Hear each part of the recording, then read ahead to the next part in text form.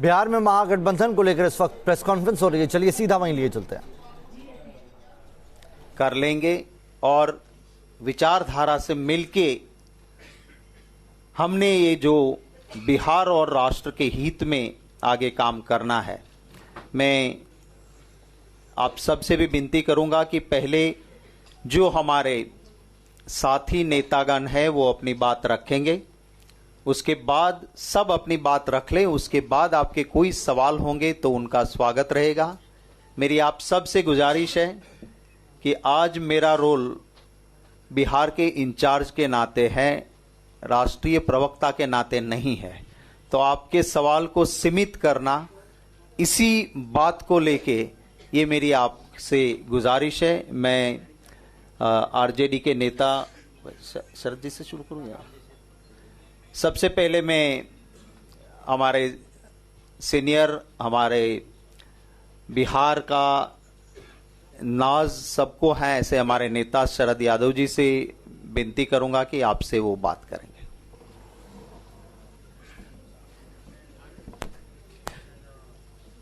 ज्यादा नहीं कहना है।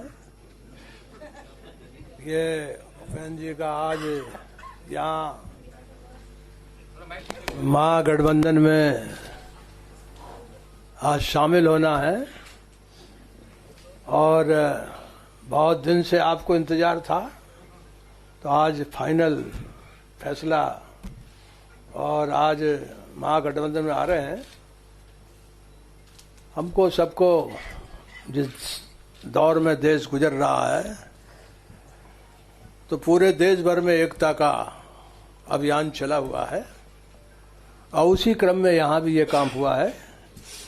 इसके साथ ही मैं उपेंद्र कुशवाहा जी का और उनके साथ जो भी साथी यहाँ आए हैं उन सबका अभिनंदन करता हूँ, उसका स्वागत करता हूँ और इन्हीं बातों के साथ अपनी बात को मैं मानता हूँ कि दूसरे लोग ज़्यादा बोलेंगे। बहुत बहुत शुक्रिया।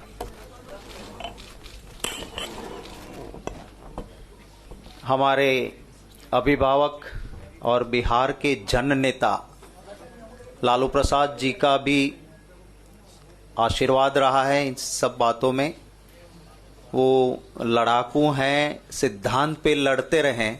अगर मोदी जी ने जिसा दबाव लिया और हाथ मिला लिया होता तो लालू जी से ज्यादा पाक साफ इंसान कोई नहीं होता देश में, पर हाथ नहीं मिलाते, उसको परेशानी होती है। उनके भी आशीर्वाद हमारे इस काम में रहे, मैं उनका भी यहाँ जिक्र करना चाहूँगा और मेरी पार्टी की ओर से उनका धन्यवाद भी करता हूँ। और मैं हमारे आरजेडी के नेता, विरोधी दल के नेता भाई तेजस्वी से गुजारिश करूँगा कि वो आपको संबोधित करें।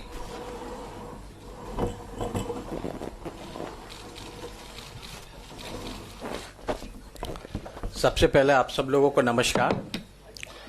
और आज महागठबंधन में उपेंद्र कुशवाहा जी ज्वाइन किए हैं, इसके लिए मैं उनको धन्यवाद देता हूं, बधाई देता हूं। और पहली बात मैं ये बताना चाहूँगा कि ये दलों का गठबंधन नहीं बल्कि जनता के दिलों का गठबंधन है। ये संविधान बचाने की लड़ाई है, ये देश को बचाने की लड़ाई है। और देश में जिस प्रकार से जितने भी संवैधानिक इंस्टीट्यूशंस हैं, चाहे सीबीआई हो, ईडी हो या आरबीआई हो, ये उसको बचाने की लड़ाई है। ये उनके खिलाफ लड़ाई है जिन्होंने जनता को सिर्फ और सिर्फ धोखा देने का काम किया, गुमराह करने का काम किया और कुछ लोगों के लिए सिर्फ अपना किसानों का हित ना सोच करके बस कुछ लोगों का हित सोचने का काम किया गया। तो मैं ये कहना चाहूंगा कि जिस प्रकार से देश भर में अघोषित इमरजेंसी कायम हो चुका है, जिस प्रकार से मोदी जी ने देश में तानाशाही नहीं बल्कि अपने घटक दलों के साथ भी तानाशाही रवैया अपनाने का काम किया है, आज नतीजा आप लोगों के सामने है। आप देखिएगा, बिहार में डबल इंजन की सरकार कही जाती है।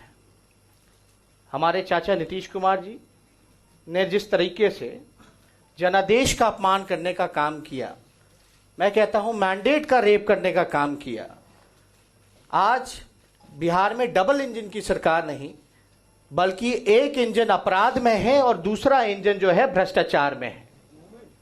और यह कहा जाता था कि बिहार में केंद्र में और राज्य में बड़े अरसे बाद एक ही गठबंधन की सरकारें हैं, तो बिहार का विशेष राज्य का दर्जा मिल जाएगा। बिहार को जो मोदी जी ने, आप लोगों ने सुना होगा, चुनाव के समय आए थे तो उन्होंने बिहार की बोली लगाई थी, 70,000 करोड़ दूं कि 80,000 करोड़ दूं कि 90,000 करोड़ दूं, चलो 1.25 लाख करोड़ रुपया दिया। आज मोदी जी से बिहार की जनता हिसाब मांग रही है कि कितना दिया। और हम तो ये भी पूछना चाहते हैं हमारे चाचा नीतीश जी से कि आप बता दीजिए आपको कितना दिया, बिहार को कितना दिया। अगर कुछ भी दिया होगा तो हम भी धन्यवाद दे देंगे मोदी जी को फोन करके, लेकिन उन्होंने सिर्फ और सिर्फ बिहार को ठगने का काम किया, ठेंगा दिखाने का काम किया। और पूरी तरीके से यह कहती है मोदी सरकार कि हम बिहार को विशेष राज्य का दर्जा नहीं दे सकते। लेकिन लड़ाई जो है, आप देखिएगा जिस हिसाब से बिहार जो बैकवर्ड स्टेट है, हम सब लोग यहां जो बैठे हैं, सब लोगों का एक ही मकसद है कि बिहार जैसे पिछड़े राज्य को आगे बढ़ाना।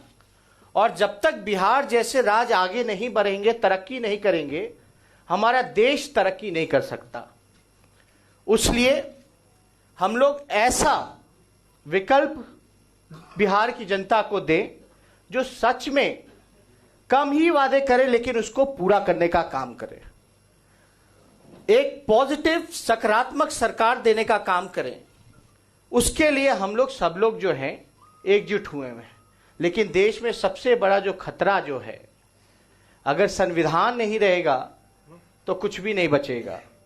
इसलिए हम लोग सब लोग एकजुट हुए हैं अपने देश के कॉन्स्टिट्यूशंस को बचाने के लिए, इंस्टीट्यूशंस को बचाने के लिए। और जिस तरीके से ठगों का जो गठबंधन हुआ है उनको करारा जवाब देने के लिए। और बीजेपी को अगर आप देखिएगा, चाहे नॉर्थ चले जाओ, साउथ चले जाओ, ईस्ट चले जाओ, वेस्ट चले जाओ, तो हर जगह से एनडीए ने अपने अलायंस को खोने का काम किया है।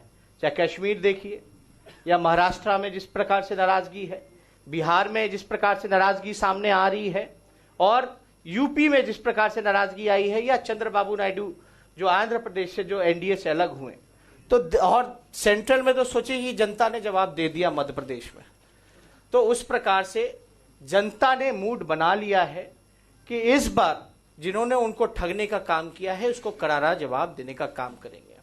और हमारी पार्टी का और हमारे नेता लालू प्रसाद जी और राहुल जी को भी हम धन्यवाद करते हैं कि एक बड़े सकारात्मक ढंग से सारी चीज़ों को सब लोगों ने मिलकर के एक सही फैसला लेने का काम किया है।